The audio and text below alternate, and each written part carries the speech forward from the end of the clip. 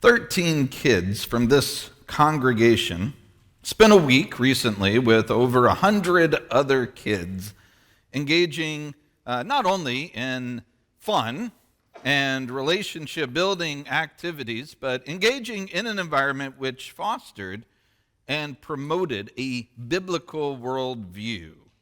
And just so you know, throughout the time that I'm talking about this morning, I'm going to say last week a lot. Because when I put this lesson together, it was last week that I was at the camp with all of the kids. So technically, yes, it would have been 2 weeks ago, but I'm still going to say last week. So just, make those necessary changes. But I had the opportunity to spend time at, it was a youth camp, and even though the youth camp that we went to is dedicated for the promotion actually of a college, an institution of higher learning, it actually is a fantastic place for kids to be in a spiritual environment around other kids, engaging in spiritual activities, doing things that help build these relationships on a spiritual level, and fostering opportunities to grow in spiritual maturity. It's possible that some of you maybe don't even know about the camp that so many of the kids here went to just a couple weeks ago and spent a week. Although if you were here that Sunday, then you would have been hard to have missed all of the people who were here visiting and were going to that camp following. Maybe some of you couldn't get your kids to stop talking about the events and things that happened at camp, and you've already heard all of this ad nauseum. But I thought this morning it might be a good idea to explain what happened this week, this past week, as so many kids from this group attended this camp, and maybe provide a desire for more folks from this group to want to join with these kids and be a part of this this next year. Now, I'm going to begin talking about just really why I think this is an important thing. I first became a counselor at one of these camps in 2006, because that's where the kids in St. Louis, where I was before, working with the group there in Hazelwood, where they sent their kids. I went to the same camp. I spent about 10 years going there on an annual basis. And initially, I kind of saw it as kind of a vacation of sorts, because I had so much fun being there, hanging out with them, having a lot of fun in the process. But there was a point in which a couple of the parents, we were in a conversation, and they were some of the leaders of the church, and they said something very profound to me. They said, "We look at what you do by going to this camp as an extension of your ministry here with this church. That what you're doing is not just going and doing this, you're actually continuing the evangelistic nature of what you do with the church. You're doing it there because they're sending their kids to this camp, and they're sending, basically the way they looked at it, they're sending me to go with them and to be there and counsel and be a part of them." And when I thought about it, that's very true. My interactions throughout the time, those 10 years with the kids there that occurred in that week, usually were just as momentous and just as relationship building as all the other weeks put together. It really was an incredible opportunity to spend time with and be with and interact with those kids during that time. And I knew, now that I have kids of my own and now that we are here, I wanted to be a part of it with them as well. So this year, having so many other kids from the church here has provided the same opportunity for me to go give, I guess, an extension of the work that I do with this church is done with that camp, with that group, with those kids as well. Because something happens at this youth camp that's very special. And I really appreciate you providing me the opportunity to do this here in the same way that I did it for the kids in St. Louis. Now, the first thing I want you to do, because you may not know much at all about the camp or what's happening here, I want to just kind of take you through a day in the life of a camper just very quickly. For half the camp, the day begins about 7 a.m. when all of the youngest kids get up bright and early and annoy their counselors to let them go so they can go play carpet ball. And if you don't know what carpet ball is, that's fine. I didn't either, and I'm not going to try to explain it. Talk to the kids. They will tell you all about carpet ball. Now this is followed, 8:30 is when you finally do have breakfast, and then you have morning chapel after that, and the announcements that are done in some kind of wacky form by some of the counselors there. And then at 9:40, every single day, we would engage in Bible classes, and they would break them up by age. They'd have various teachers.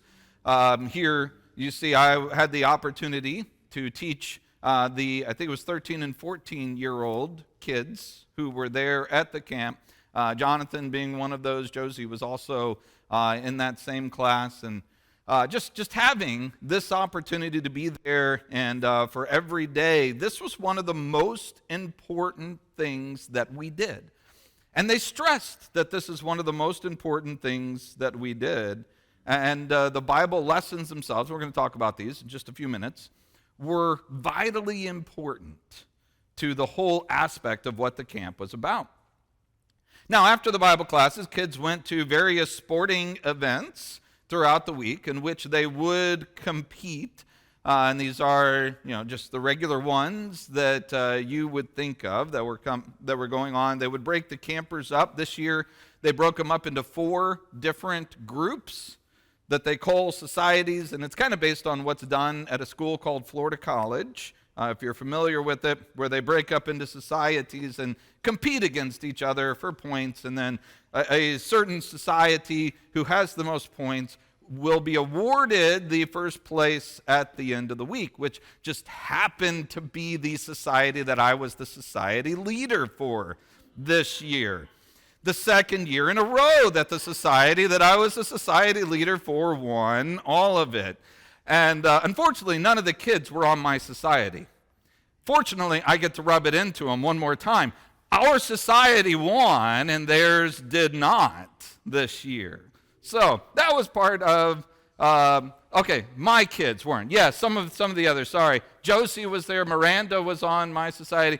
I'm talking about rubbing it into my kids. I probably should have specified that, my kids in particular.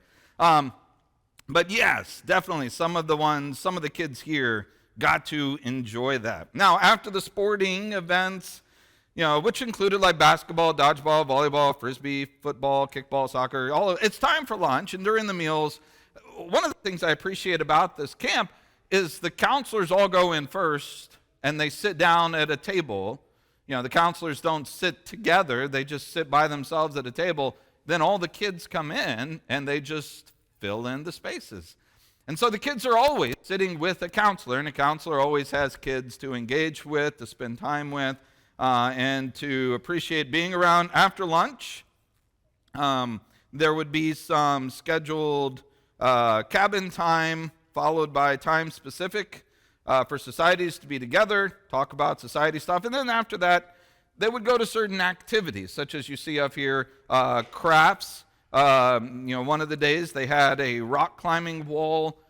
They had archery, swimming, airsoft rifles, floating on tubes down Mill Creek, all kinds of stuff that was available to them. And then after the activities, the kids would have some free time where they could choose to do any of these activities or others.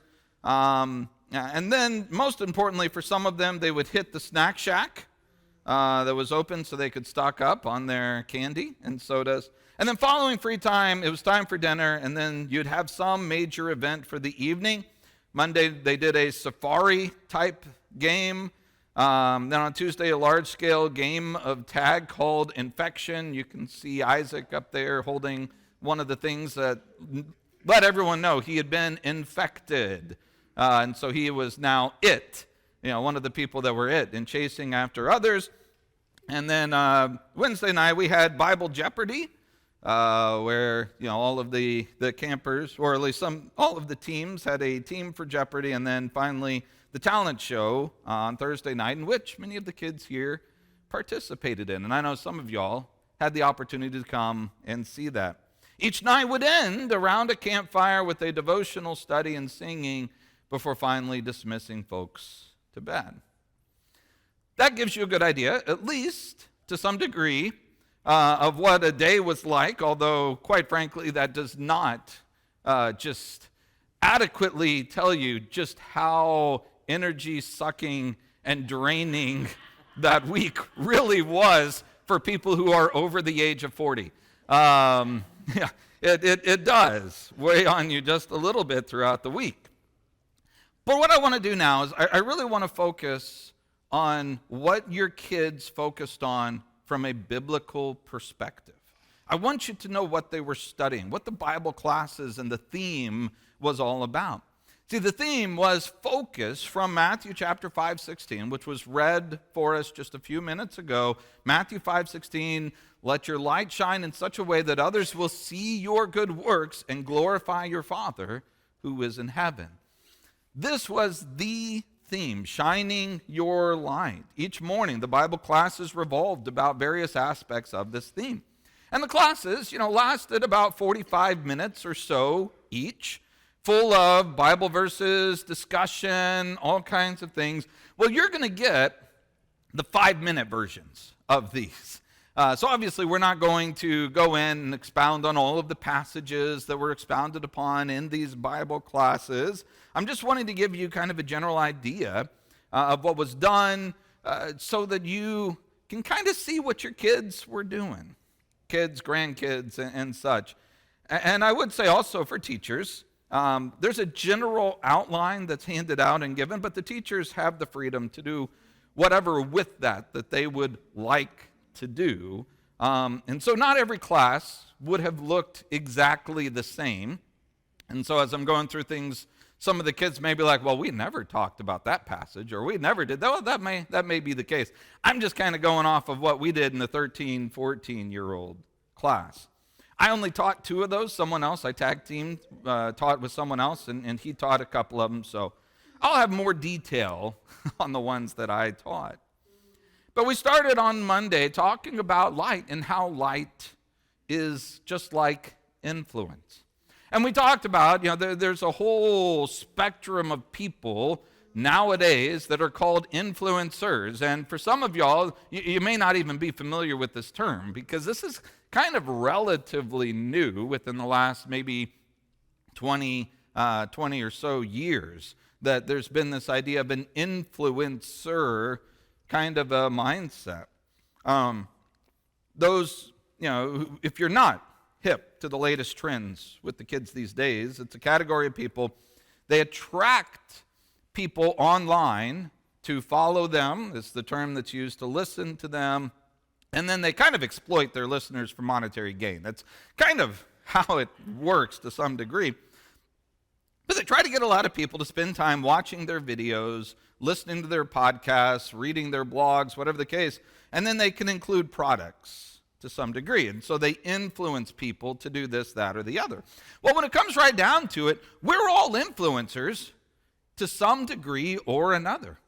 We all have the people who, whether it's a lot or very few, we all have people in our lives that we are able to influence in some way.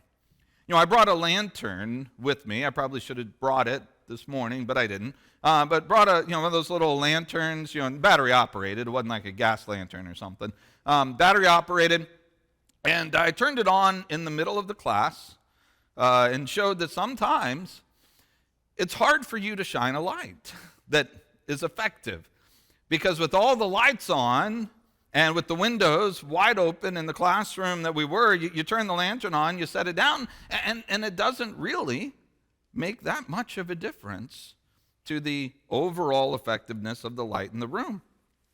At camp, there are a lot of lights that are shining.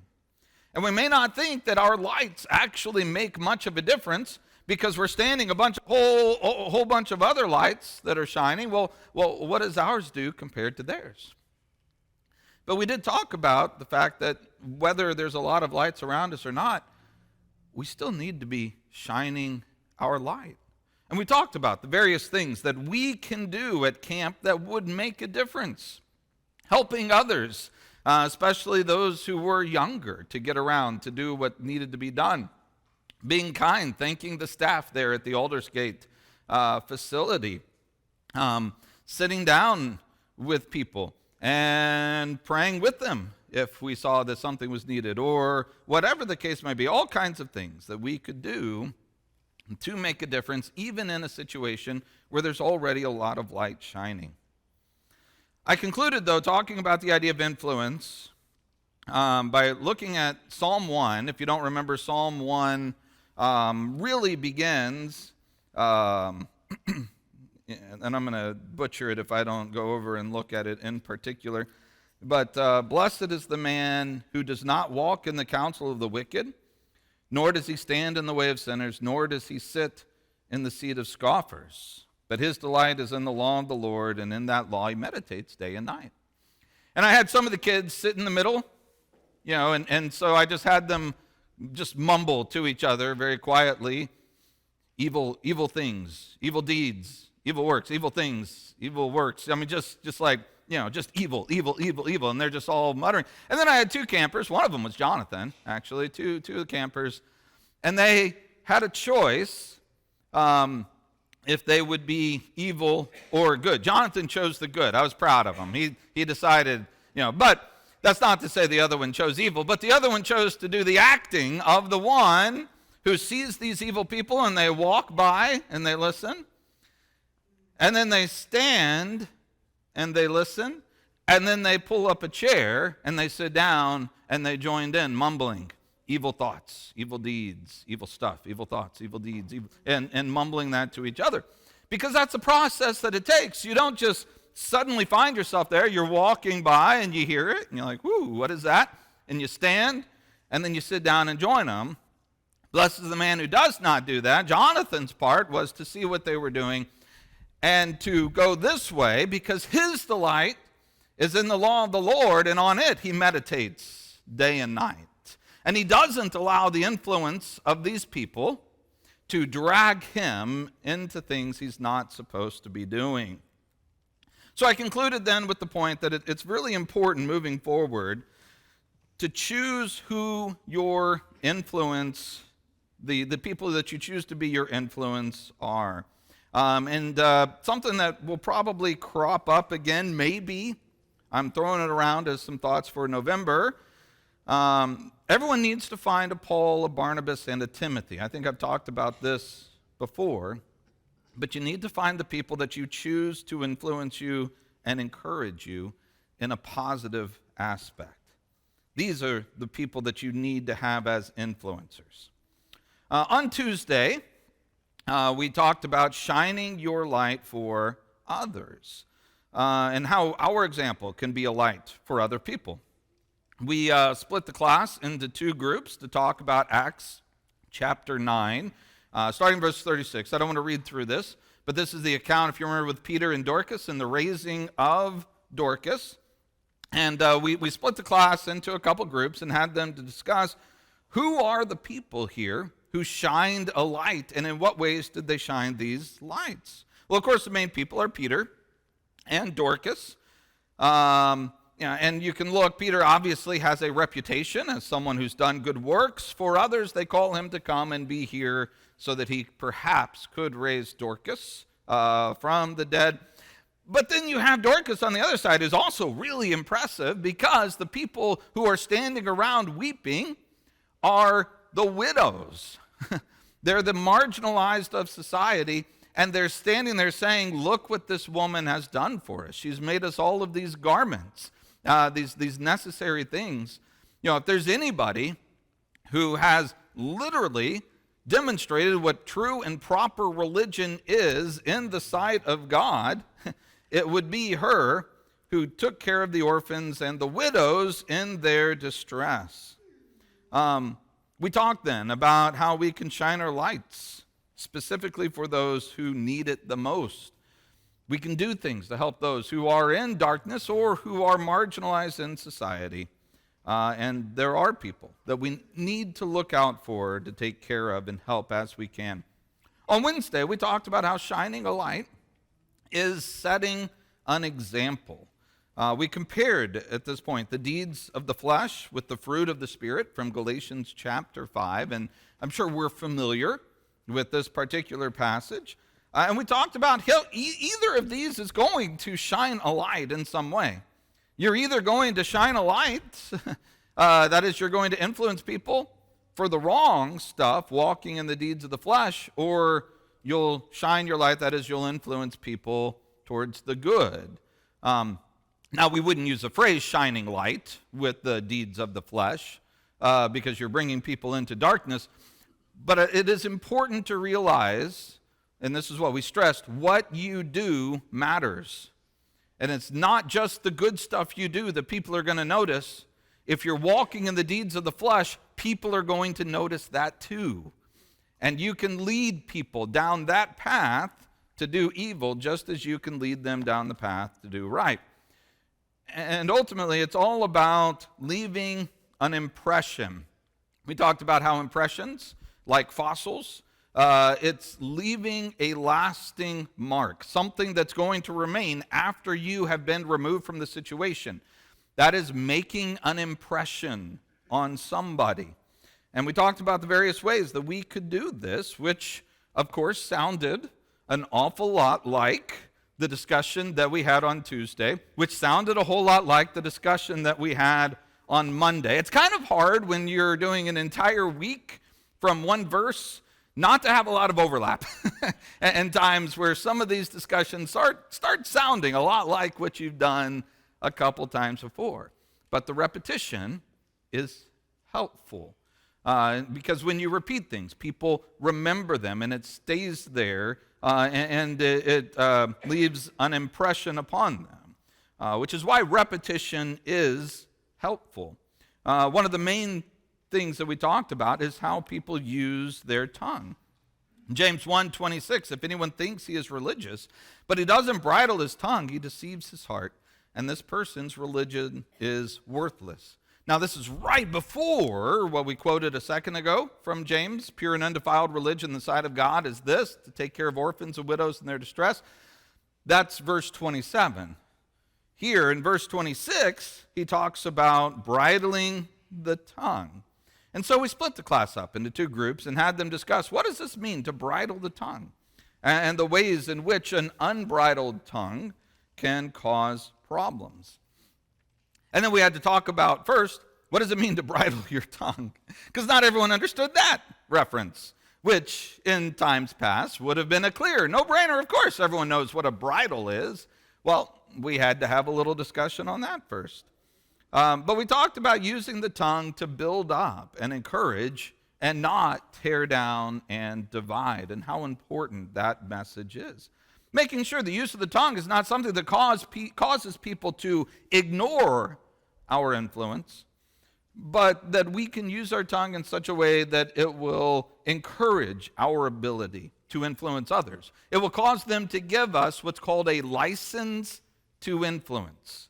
You cannot influence another person in any way, shape, or form until they allow you to do it. They must first give you a license, not a physical one. They don't have to say it. But you can't make an impression upon someone else unless they allow it. And our tongues are a huge part. How we talk, how we speak, what we say to them, how we treat them are a large part of that. We close then in 1 Timothy 4, let no one despise you because you are young. Instead, set the believers an example in speech, conduct, love, faith, and purity. We talked about how even those who are young can live wisely so that they are able to influence others. And you don't demand respect from somebody. You don't say, hey, you have to respect me and listen to me because of who I am. It only works if you first set the example. And then by setting the example and living it, then that allows them to give you a license for influence. Thursday, we closed up talking about how your light can actually make a difference. We stressed the idea of shining a light in darkness. We reiterated, it's easy to shine light when there's already light. Sometimes we might think that our light doesn't make much of a difference. But what about when our light is in darkness? The teacher, not me, it was the other guy, took my lantern, which we used on the first day. This time, instead of leaving all the lights on, the windows open, he covered all the windows, turned off all of the lights, and then you could see the light from that lantern a whole lot better. He then took it and put it in different areas of the room to demonstrate that if you're trying to hide it somewhere, it's less effective. If there was a microwave there, he put it in the microwave so that you could just kind of see a little bit of it coming out the window. He put it in a cabinet to kind of hide it, and you could only see the little bit that was from the edges. Yeah. But then he put it in the middle of the room and showed that this is the most advantageous spot. And it worked wonders for illumination. So again, we split the kids up at this point and had them talk about Acts chapter 16. This is where Paul and Silas were singing with the jailer in the city of Philippi, and the earthquake comes, and the jailer's going to kill himself, and Paul and Silas are like, hey, no, stop. We're still here. Nobody's run away. You're fine. And then we know, as Paul Harvey would say, the rest of the story. It's crazy when you think about it, that you have a jailer who has these prisoners. How many prisoners have come through this prison that he has seen throughout the years? How many of those do you think has he ever taken to his house before and sat down? Prisoners, put them at his table, put his kids right there with these prisoners. How many prisoners do you think has this ever happened with before that he said, hey, why don't y'all sit by my kids and talk to us? This is a crazy scenario when you think about what's happened. Something that's probably never happened before, probably never happened after this.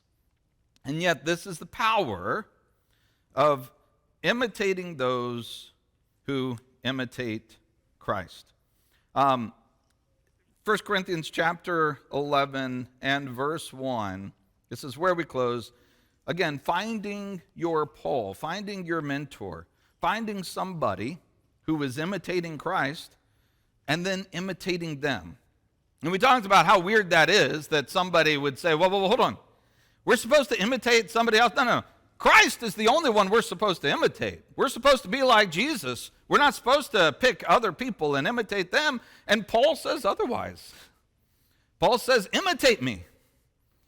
Put me as an example to follow. Do what I do. I mean, Paul says that all the time, by the way.